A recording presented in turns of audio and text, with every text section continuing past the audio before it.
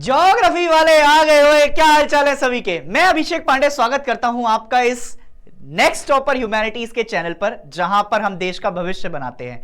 जी हां, आज मैं आपके लिए लेकर आ गया हूं एक और बेहतरीन सा चैप्टर जिसका नाम है नेचुरल वेजिटेशन।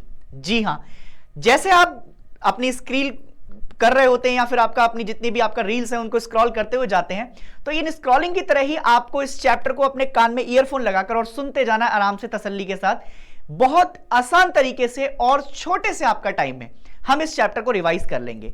जितने भी इस चैप्टर के अंदर इंपॉर्टेंट कंसेप्ट है वो आपको रिवाइज में करा दूंगा। बट अगर आप इस चैप्टर को और डिटेल में पढ़ना चाहते हैं तो उसके लिए एक वन शॉट वीडियोस आपका डाल चुके हैं हम, उनको जाकर आप देख सकते हैं, ताकि क्या हो सके आपको कंप्लीट स्टडी पता लग सके और कैसे आपके आंसर्स वगैरह आपको लिखने हैं उसके बारे में भी आपको पता लग जाएगा।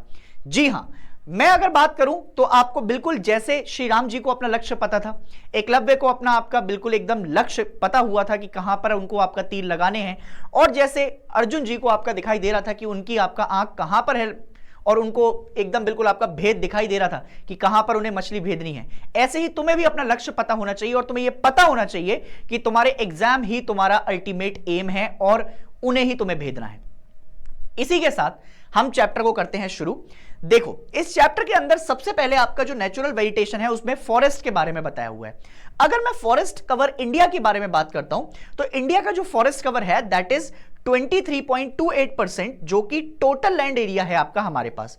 अगर हम पूरे वर्ल्ड के हिसाब से बात करेंगे तो ये काफी आपका बड़ा इलाका है और ये स्टैट्स रिकॉर्ड के हिसाब से है।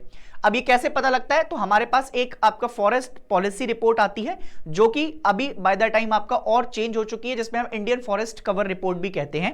अभी 2023 की रिपोर्ट आई है रिसेंट में, और उसमें ये बताया गया कि इंडिया का जो फॉरेस्ट कवर है वो टोटली आपका क्या हुआ है, इंक्रीज हुआ है। ठीक है, अगर मैं बात करूं तो लक्षद्वीप एक ऐसा आपका बेसिकली जगह है जहां पर 0% फॉरेस्ट एरिया आपको देखने को मिलेगा, और अंडमान निकोबार के पास 86.93% आपका बेसिकली फॉरेस्ट कवर है।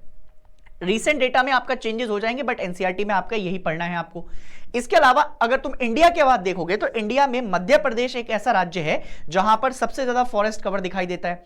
इसके बाद अगर जाओगे तो अरुणाचल प्रदेश में भी आपका बहुत ज्यादा तुमको फॉरेस्ट कवर दिखाई देगा।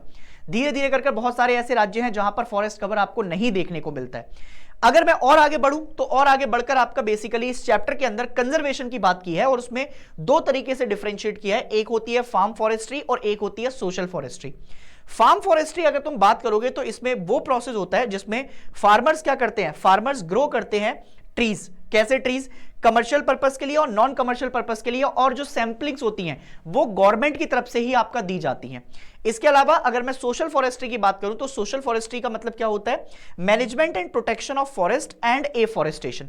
तो इसमें एफॉरेस्टेशन की बात की हुई है। एफॉरेस्टेशन मतलब आपका जो है किस तरीके से तुम्हें पेड़ों को लगाना है, फिर जहां पर बंजर जमीनें हैं उनको कैसे आपका सही करना है, environmental, social and rural development को आपका किस तरीके से सही निकाल कर लेकर आना है। अगर मैं आपका पूरे वर्ल्ड में और इंडिया के तौर पर फॉरेस्ट को आपका डिस्ट्रीब्यूट कर दूं तो सबसे पहले हमारे पास जो आते हैं वो आते हैं tropical evergreen and semi evergreen forest. अगर मैं एवरग्रीन और सेमी एवरग्रीन की बात करता हूं तो एवरग्रीन वो फॉरेस्ट होते हैं जो कि ट्रॉपिकल इक्वेटर के आसपास देखने को मिलेंगे, जैसे अमेज़न के जंगल, और वो इलाके जहां पर आपका बेसिकली बढ़िया तरीके से एवरग्रीन या फिर आपका जो है ज्यादातर हमें बिल्कुल एकदम जमीन के साथ साथ पेड़ पौधे बहुत घने देखने को मिलते हैं, इवन सनलाइट तक उसमें एंटर नहीं हो सकती। और उससे कम वाली आपका जो कैटेगरी है वो है सेमी एवरग्रीन कैटेगरी। अगर तुमसे आपका इंडिया के पर्सपेक्टिव में बात करूं तो ऐसे फॉरेस्ट जो तुम्हें दिखाई देंगे वो वेस्टर्न घाट में दिखाई दे सकते हैं, ईस्टर्न रीजन में दिखाई दे सकते हैं, ईस्टर्न हिमालयाज वाली साइड जैसे अरुणाचल प्रदेश हो गया, फिर उसके अलावा आपका मेघालय हो गया, और उसके अलावा अंडमान निकोबार में भी आपका ये कंडीशंस दिखाई दे सकती हैं। अगर मैं ट्रॉपिकल डेसिडियस की बात करूं तो ये इंडिया में आपका देखा जाएगा तो सबसे ज्यादा वाइड स्प्रेड बेसिकली फॉरेस्ट है, और इनको मॉनसून फॉरेस्ट भी कहते हैं। ज्यादातर ये तब देखने को मिलते हैं जब हमारी बारिश होती है, उस समय ये बहुत ज्यादा एकदम हरे भरे हो जाते हैं, और जैसे ही आपका बारिश गई और पतझड़ सीजन आता है जब सर्दियों से पहले, तो उस समय ये अपनी लीव्स को शेड करना शुरू कर देते हैं। ऐसे ही अगर ट्रॉपिकल थॉर्नी फॉरेस्ट की तरफ जाओगे तो थॉर्नी में तुमको आपका कटीले पेड़ देखने को मिलेंगे जिनको हम जेरोफाइट्स के नाम से भी जानते हैं। अगर तुम देखोगे तो इनमें सेमी एरिड और एरिड कंडीशंस में आपका देखने को मिलेंगे। राज्य कौन कौन से हैं? Western Punjab, Haryana, Rajasthan, Gujarat, Madhya Pradesh and Uttar Pradesh. ये वो राज्य हैं जहां पर तुम्हें ट्रॉपिकल थॉर्नी फॉरेस्ट आपको दिखाई देंगे। माउंटेन फॉरेस्ट वो होते हैं जो कि माउंटेन से एसोसिएटेड होते हैं, जैसे हिमालयाज के रीजन। अगर हिमालयाज के रीजन की बात करोगे तो 1000 से लेकर 2000 मीटर के हाईएस्ट ऑल्टीट्यूड पर ये फॉरेस्ट आपको दिखाई देंगे, जिसमें उत्तराखंड, जम्मू कश्मीर वाले रीजन्स भी आ सकते हैं। उसके अलावा आपका यहां पर हिमाचल प्रदेश भी कवर हो सकता है। फिर आते हैं लिटरल एंड स्वैम्पी फॉरेस्ट पर। ये क्या करते हैं, ये वेटलैंड भी कहलाते हैं। वेटलैंड आपका कंजर्वेशन के लिए मैंने तुम्हें बताया था कि हर एक जगह है जिसको रामसर कन्वेंशन के नाम से भी जाना जाता है। ईरान के अंदर पहली बार यहां मीटिंग हुई थी, इसीलिए इसको वेटलैंड डे के नाम से हम कवर करते हैं। और वेटलैंड हम प्रोटेक्शन देते हैं हमें पूरे इंडिया के आपका तौर पर और वर्ल्ड के तौर पर। अभी सबसे ज्यादा आपका तमिलनाडु में हमारे पास वेटलैंड देखने को मिलेंगे। अगर तुम देखोगे तो धीरे धीरे कर आपका क्या रीजंस है जिसकी वजह से हमारा फॉरेस्ट्री आपका डिक्लाइन होता हुआ जा रहा है, तो उसमें इंडस्ट्रियल एंड टेक्नोलॉजिकल एडवांसमेंट, धीरे धीरे करके इंडस्ट्रीज बहुत बढ़ती जा रही है, टेक्नोलॉजी अपने आप को आपका ओवरटेक करती जा रही है। फिर लैंड आपका बेसिकली क्या होता जा रहा है, खत्म होता जा रहा है। इंसान अपने लालच को नहीं छोड़ पा रहा है, वो लालची इतना हो गया है कि भाई साहब वो घर बना ले रहा है पेड़ काट के, कहीं पर चीता आ जाए कोई दिक्कत वाली बात नहीं है, पर घर होना चाहिए मेरा।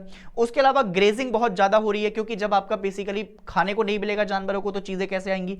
और फिर फॉरेस्ट फायर के इंसिडेंट्स भी आपका बहुत ज्यादा होते जा रहे हैं, जैसे हमने रिसेंट अभी लॉस एंजलिस में आपका एक फॉरेस्ट फायर देखे जहां पर बहुत सारी चीजें तबाह होती चली गई।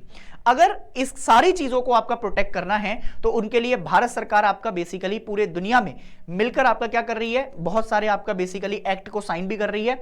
और अगर तुम देखोगे तो हमने बहुत सारी चीजों को आपका डिस्ट्रीब्यूट किया है, जैसे हम नेशनल पार्क बनाते हैं, फिर उसके अलावा बायोस्फीयर रिजर्व बनाते हैं, वाइल्ड लाइफ सेंचुरी है, जू है।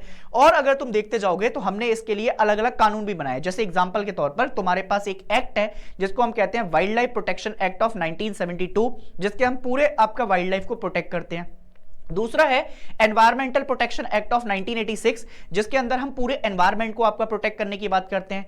इसी के तौर पर हमने आपका ऐसे जानवर जो कि एक्सटिंक्ट होते जा रहे हैं, रेयर हैं, या फिर आपका बेसिकली आईयूसीएन के स्टेटस के अंदर है, जैसे international union for conservation of nature क्या करता है, कैटेगरीज के हिसाब से आपका डिस्ट्रीब्यूट कर देता है एनिमल्स को, और फॉरेस्ट को भी आपका डिस्ट्रीब्यूट करता है। तो एनिमल्स में जो ऐसे जानवर जो खत्म होते जा रहे हैं, जैसे एग्जाम्पल के तौर पर पहले एक समय पर टाइगर एक्सटिंक्ट होते हुए जा रहे थे आपका धीरे धीरे करके, इंडेंजर्ड कैटेगरी में आ गए थे। तो उसमें होता क्या है कि उनको प्रोटेक्ट करने के लिए 1973 में हमने एक प्रोजेक्ट चलाया जिसको हम कहते हैं प्रोजेक्ट टाइगर। आज हम आपका उसी के लिए एक, जैसे हमारे पास हिम फॉरेस्ट है, या फिर आपका जो है हिम तेंदुआ भी कहते हैं, हम उसको स्नो लेपर्ड के नाम से भी जानते हैं, आप उसके लिए हिम तेंदुआ नाम का एक प्रोजेक्ट चला रहे हैं। ऐसे ही एलिफेंट के लिए हमने एक प्रोजेक्ट चलाया 1992 में, जिसको हम कहते हैं प्रोजेक्ट एलिफेंट। फिर हमने हंगुल के लिए भी आपका एक प्रोजेक्ट चलाया। तो ये सारी चीजें क्या कर रही है, ये सारी चीजें यूनेस्को के अंदर आपका पार्ट है और हम उनको कंजर्व करने में लगे हुए हैं। अगर हम इन सारी चीजों को कंजर्व करते हुए आपका सही रहे तो हम एनवायरमेंट को आपका प्रोटेक्ट कर पाएंगे, और एनवायरमेंट हमारे लिए आने वाले समय में बहुत ही इंपॉर्टेंट क्लाइमेट चेंज से लड़ने के लिए और हमारी खुद की लाइफ के लिए जरूरी हो जाएगा। मैं उम्मीद करता हूं कि तुम्हें सारे कंसेप्ट जो इस चैप्टर से एसोसिएटेड थे वो रिवाइज हो चुके होंगे। अगर चैप्टर पसंद आया हो तो अपने अच्छे अच्छे कमेंट इस चैप्टर के अंदर और इस कमेंट सेक्शन में आपका लिख कर जाना। Ladies and gentleman, you are the only hope of your parents, don't let that down. मुस्कुराते रहना है, तुम्हारा सेल्फ कॉन्फिडेंस कभी डाउन नहीं होना चाहिए। मुस्कुराते मुस्कुराते आपका युद्ध और जो भी आपका कंडीशंस आए उसको हमेशा पार करते जाना है। खुश रहो एंड मचाते रहो। जय हिंद।